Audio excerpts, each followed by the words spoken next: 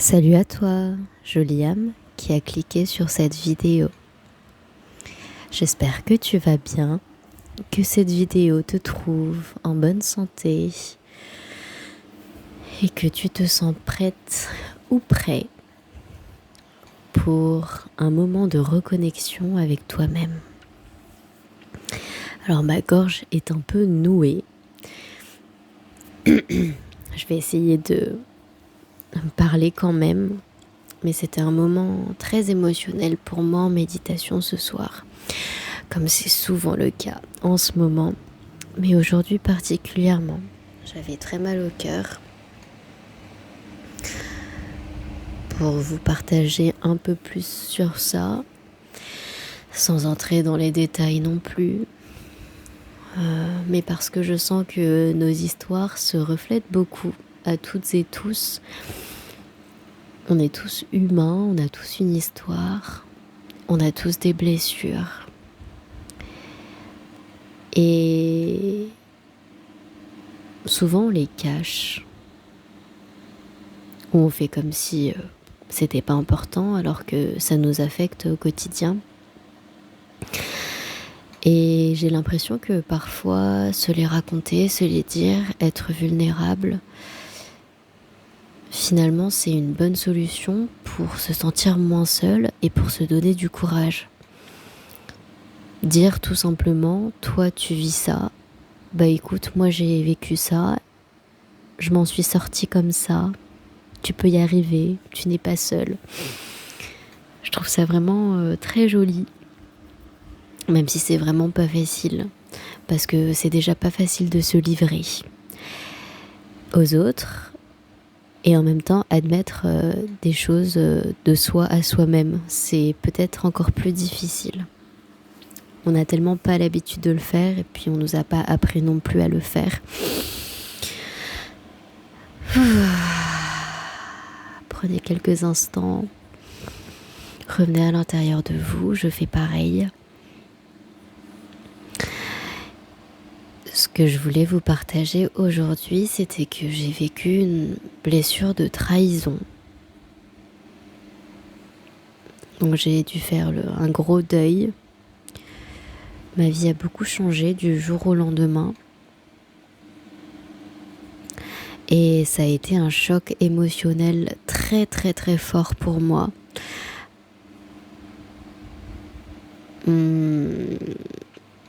Je crois peut-être un traumatisme.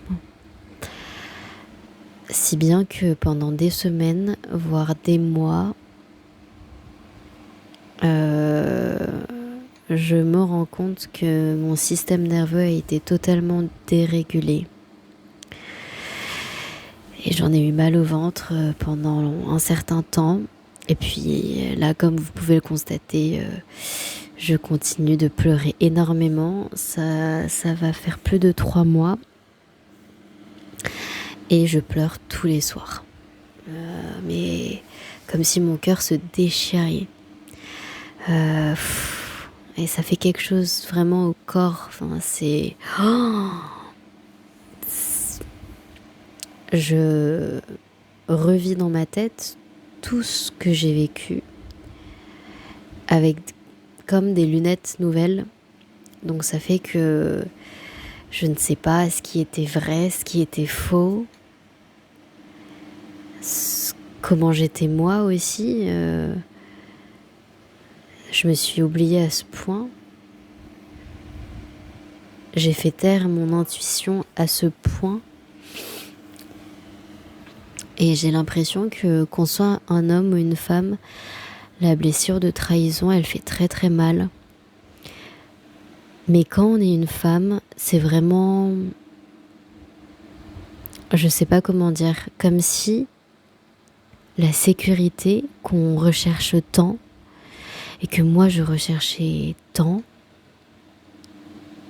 mais en fait c'était pas une sécurité. Et d'avoir cru que c'en était une, ça fait tellement mal et tellement peur. Imaginez comme un effondrement d'une falaise et que la maison qui était construite en haut ben en fait, elle s'effrite, elle devient de la poussière. Et en fait, c'est comme si ça n'avait jamais existé. Alors, qu'est-ce que c'était finalement? Une illusion, des mensonges, un voile sur les yeux.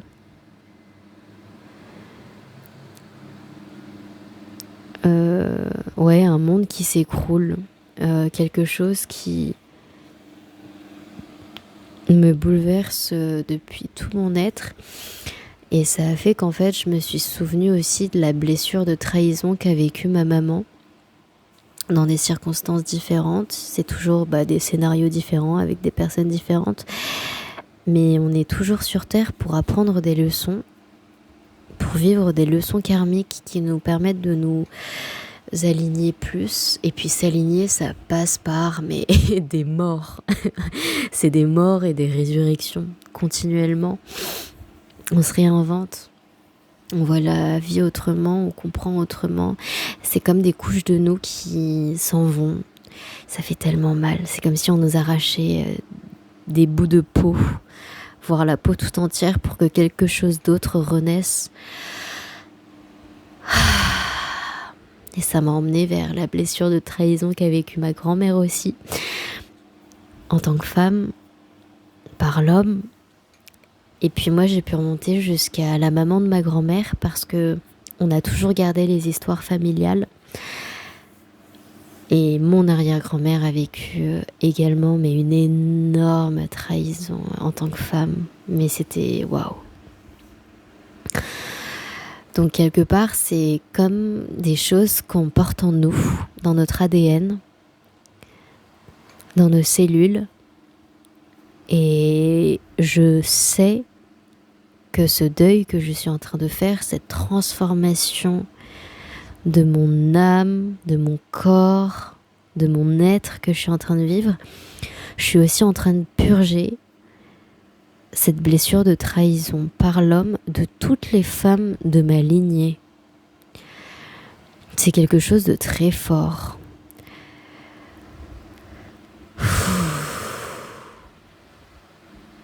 Je suis heureuse de le faire, mais qu'est-ce que ça fait mal. C'est...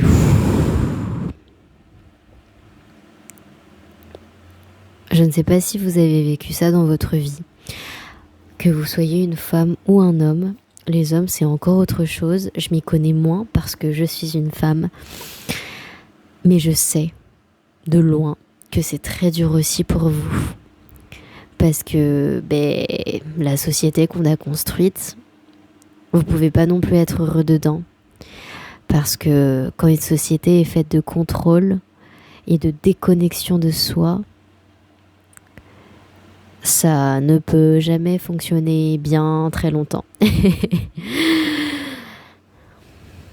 Donc, quoi que vous viviez en ce moment, même si bien sûr on ne se connaît pas personnellement et on ne saura jamais vraiment ce que les uns et les autres vivent, sachez que vous n'êtes pas seuls parce qu'on vit tous, chacun à notre échelle, à notre niveau, des choses.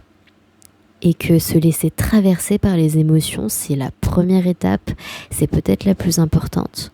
Et c'est parce qu'on n'a pas franchi cette étape que le monde va pas forcément bien en ce moment. Donc se laisser être triste, se laisser tomber bas, pour quand ce sera le moment, se relever, c'est quelque chose d'incroyable. Et on est sur ce chemin ensemble. Et ce que je ressens dans mon corps, je sais que ça me sauve la vie.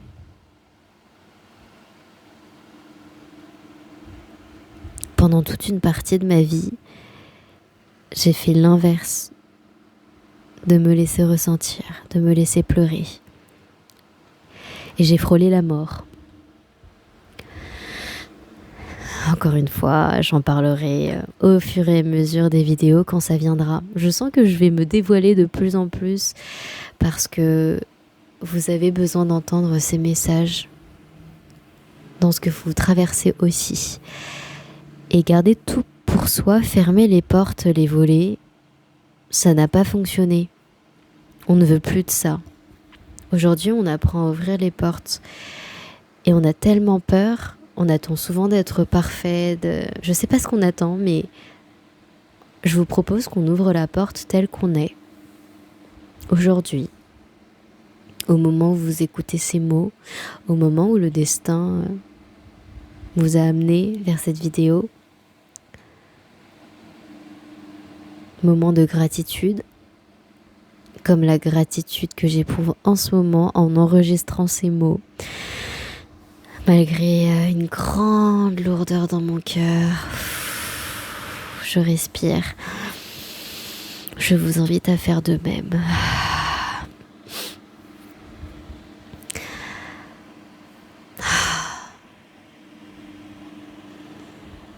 Je sais que la lumière nous attend.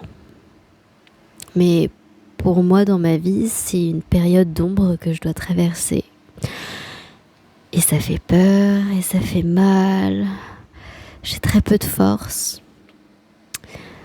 Mais je sais que je veux de cette période. Je la veux, s'il vous plaît. Qu'elle me transforme. Si je dois tomber encore, que je tombe encore. Que je ne résiste plus, que je ne contrôle plus. Mais que je laisse la vie faire. Que je laisse l'univers me guider. Que je laisse Dieu m'emmener vers là où je dois être emmenée. Et je demande de l'aide, je demande à l'aide. En méditation, je pleure beaucoup parce que je demande de l'aide et j'ai jamais réussi à faire ça dans ma vie. J'étais toujours celle qui prenait sur elle, qui fermait sa bouche, qui encaissait. Et là, je demande de l'aide, les amis. Et si ça peut en inspirer certains, certaines, timidement, petit à petit, quand vous avez un moment seul avec vous-même, demandez à l'aide. Juste dites ces mots-là, envoyez-les dans l'air. J'ai besoin d'aide, j'y arrive pas toute seule, j'ai besoin d'aide, donnez-moi de l'aide, envoyez-moi de l'aide, que je puisse accepter et recevoir l'aide. Sur ces paroles, je vais vous laisser parce que je me sens vraiment très faible et émotionnelle. Et j'ai comme la gorge qui se noue.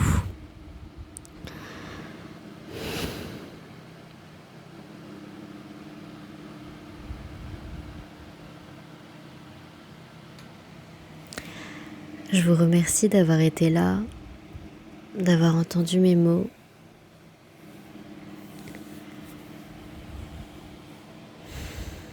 Je vous souhaite beaucoup de courage sur votre chemin et je vous dis à très bientôt. Au revoir.